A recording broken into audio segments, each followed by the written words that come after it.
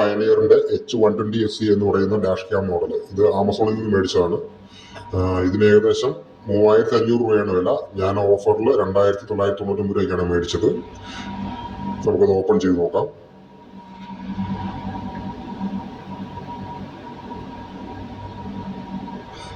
First തന്നെ product കാറ്റലോഗാണ്. പിന്നീട് warranty card, electrostatic sticker. ഈ ഇലക്ട്രോസ്റ്റാറ്റിക് സ്റ്റിക്കറാണ് നമ്മൾ വണ്ടിയുടെ ഗ്ലാസ്സിൽ ഒട്ടിച്ച് അതിന്റെ പുറത്ത് ക്യാമറ ഒട്ടിച്ചു കഴിഞ്ഞാൽ നമ്മളത് റിമൂവ് ചെയ്താലും അവിടെ മാർക്ക് ഉണ്ടാവില്ല, ബ്ലൂ മാർക്ക് ഉണ്ടാവില്ല. ഇതാണ് ക്യാമറയുടെ മെയിൻ യൂണിറ്റ്. നമുക്ക് ബോക്സിൽ എന്തൊക്കെയാണെന്ന് നോക്കാം. ബോക്സിൽ ലെങ്ത് കൂടിയ സിപിൻ കേബിൾ ഉണ്ട്. അതുപോലെ തന്നെ കാർ ചാർജറും ഉണ്ട്, നോർമൽ കാർ ചാർജറും ഉണ്ട്.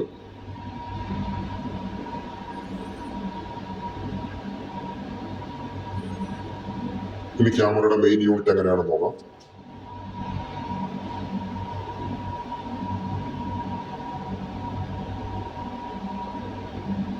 ഇതാണ് ക്യാമറ മെയിൻ യൂണിറ്റ്. 128 GB വരെ മെമ്മറി കാർഡ് നമുക്ക് ഇടാൻ പറ്റും.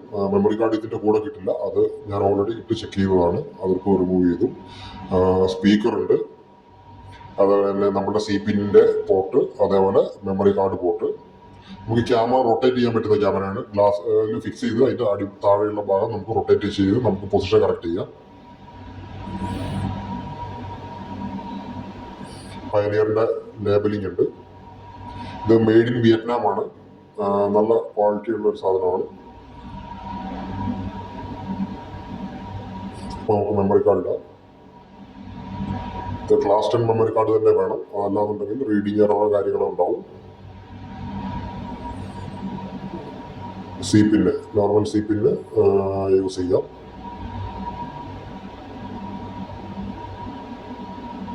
കോമ്പാക്റ്റ് ആയിട്ടുള്ള നല്ല വൃത്തിയുള്ള കാണാൻ ഭംഗിയുള്ള യൂണിറ്റ് ആണ്.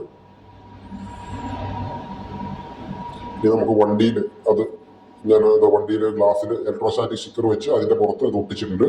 3mm ഡബിൾ സൈഡ് ടേപ്പ് നമുക്ക് ഇതിൻ്റെ കൂടെ തന്നെ കിട്ടുന്നുണ്ട് ഇതിൽ ഒട്ടിക്കാനുള്ളത്.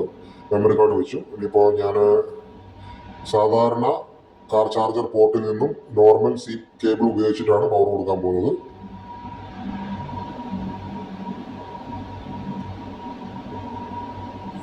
നോർമൽ സിപിനെ ഉപയോഗിച്ച് പവർ കൊടുത്തു. അപ്പോൾ പവർ വന്നു, അത് ഓറഞ്ച് കളർ ലൈറ്റ് കത്തുന്നുണ്ട്. ഗ്രീൻ ലൈറ്റ് കത്താൻ തുടങ്ങിയാൽ അത് റെക്കോർഡിംഗ് സ്റ്റാർട്ട് ചെയ്യും. റെക്കോർഡിംഗ് സ്റ്റാർട്ട് ചെയ്തിട്ടുണ്ട്. പിന്നെ നമ്മൾ പ്ലേ സ്റ്റോറിൽ കയറി സെൻവ്യൂ എന്ന് പറയുന്ന പയനിയർ ഡാഷ് ക്യാമിന്റെ ആപ്പ് ഡൗൺലോഡ് ചെയ്തു. ആപ്പ് ഡൗൺലോഡ് ചെയ്ത് കഴിഞ്ഞാൽ അതിന്റെ ഇന്റർഫേസ് ഇതേപോലെയാണ് ഏകദേശം വരിക. നമ്മൾ വൈഫൈയിലാണ് അത് കണക്ട് ചെയ്യുക. ആപ്പ് ഡൗൺലോഡ് ചെയ്ത് ഞാൻ നൈറ്റ് ഡ്രൈവ് ചെയ്തപ്പോൾ ഉള്ള വിഷ്വൽസ് ആണ് നിങ്ങൾ ഈ കാണുന്നത്. അത്യാവശ്യം നല്ല ക്ലാരിറ്റി കാര്യങ്ങളുണ്ട്. അതുപോലെ സൗണ്ടും അത്യാവശ്യം നന്നായിട്ട് റെക്കോർഡ് ചെയ്യാൻ പറ്റും. ഒരു 5000 താഴെ നമുക്ക് കിട്ടാവുന്ന ഏറ്റവും മികച്ച ബഡ്ജറ്റ് ക്യാം തന്നെ പറയാം. ഇതിന്റെ ഒരു പോരായ്മയായിട്ട് തോന്നിയത്, ഇതിന്റെ ആപ്പ് നമ്മൾ ഡൗൺലോഡ് ചെയ്ത ശേഷം നമ്മൾ വീഡിയോസ് ഡൗൺലോഡ് ചെയ്യുമ്പോൾ ഓരോ മിനിറ്റിലുള്ള ഒരു ക്ലിപ്പ് മാത്രമേ അറ്റ് എ ടൈം സെലക്ട് ചെയ്ത് ഡൗൺലോഡ് ചെയ്യാൻ പറ്റത്തുള്ളൂ. അത് മാത്രമാണ് നമുക്ക് ഇതിലൊരു പോരായ്മയായിട്ട് തോന്നിയത്.